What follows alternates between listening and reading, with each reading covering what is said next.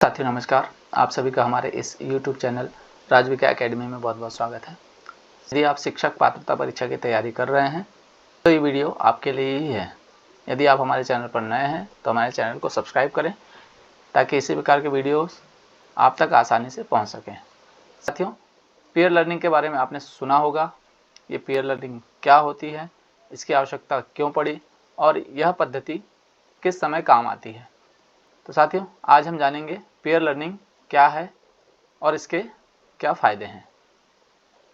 साथियों, peer learning जिसे हम सहपाठी या साथी अधिगम भी कहते हैं, यह एक बहुत इम्पॉर्टेंट टॉपिक है सीटीटी या शिक्षक पात्रता परीक्षा के लिए। न सिर्फ परीक्षा के लिए बल्कि जो शिक्षक साथी कक्षाओं में पढ़ाते हैं उनके लिए भी यह बहुत सहयोगी मेथड है।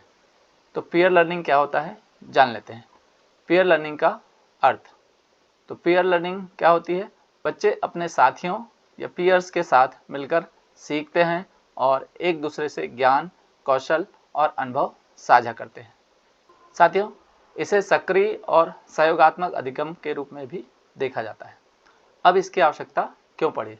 साथियों, जैसे कि आप सभी जानते हैं कि शिक्षक जब कक्षा में जाता है तो वह सभी बच्चों को एक साथ पढ़ाता है, लेकिन जिस प्रकार से शासकीय स्कूलों में आपने देखा होगा बहुत बड़े बड़े क्लासरूम भी रहते हैं और बच्चों की संख्या भी अधिक होती है, जिसके कारण शिक्षक पूरी कक्षा पर विशेष ध्यान नहीं दे पाता, जिसके कारण जो बच्चे पीछे बैठे रहते हैं उन्हें पाठ समझने में दिक्कत होती है। और हम यह भी कह सकते हैं कि कुछ बच्चे जो एक्टिव नहीं होते हैं वे शिक्षक से प्रश्न पूछने में भी घबराते हैं, लेकिन वे ही बच्चे अपने साथियों से पूछने में झिझक महसूस नहीं करते और अपने साथियों से पूछकर, समझकर, सीखकर आसानी से वह पाठ्यक्रम या वह पाठ आसानी से सीख लेते हैं। इसी कॉन्सेप्ट को ध्यान में रखकर पीयर लर्निंग को बढ़ावा दिया जा रहा है। यह एक विशेष टॉपिक है, इस पर बहुत सारे प्रश्न बनते हैं, आप इसे ध्यान से समझें। अब इसकी मुख्य बातें कौन कौन सी हैं ये जान लेते हैं, इसके इम्पोर्टेंट पॉइंट्स। पहला है लर्निंग बाय इंटरेक्शन। तो बच्चे एक दूसरे से सवाल पूछकर, समझकर और हल करके सीखते हैं। उदाहरण, ग्रुप में किसी भी विषय की समस्या हल करना, यानी ग्रुप में कोई भी समस्या का हल हो जाता है। साथियों, इस मेथड से दोनों प्रकार के बच्चे सीखते हैं, एक्टिव बच्चे भी और पैसिव बच्चे भी।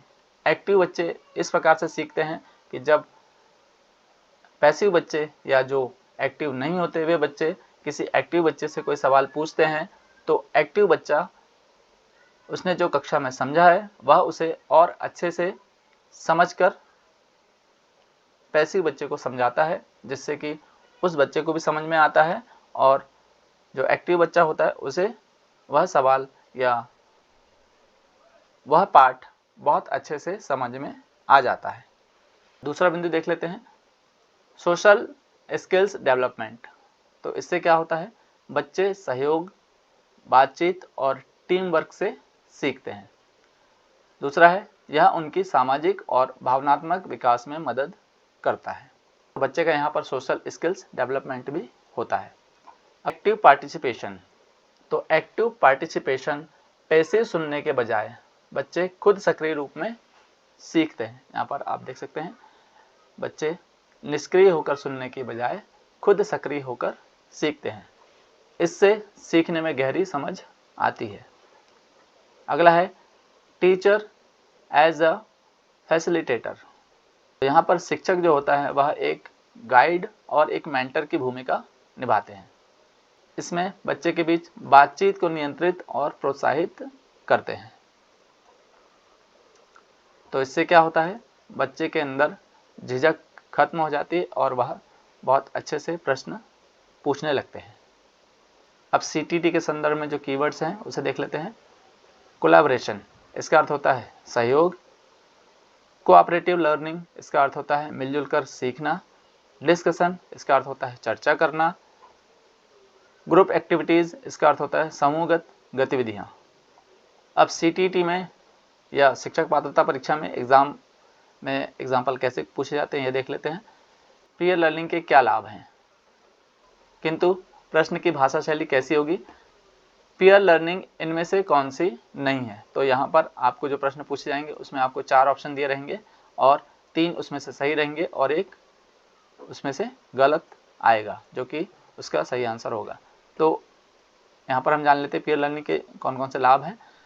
सहयोग और सामाजिक कौशल बढ़ता है, बच्चों की समझ और रिटेंशन बढ़ती है, बच्चे अधिक एक्टिव और मोटिवेटेड रहते हैं। ये तो हुई पीयर लर्निंग की बातें। अब टीचर्स के लिए कौन कौन से टिप्स हैं ये भी जान लेते हैं। टीचर्स को कक्षा में ग्रुप एक्टिविटीज़ और डिस्कशंस कराना चाहिए, रोल प्लेइंग, डिबेट्स, प्रोजेक्ट्स को शामिल करना चाहिए, बच्चों को अपनी नॉलेज एक्सप्लेन या टीच करने का मौका देना चाहिए।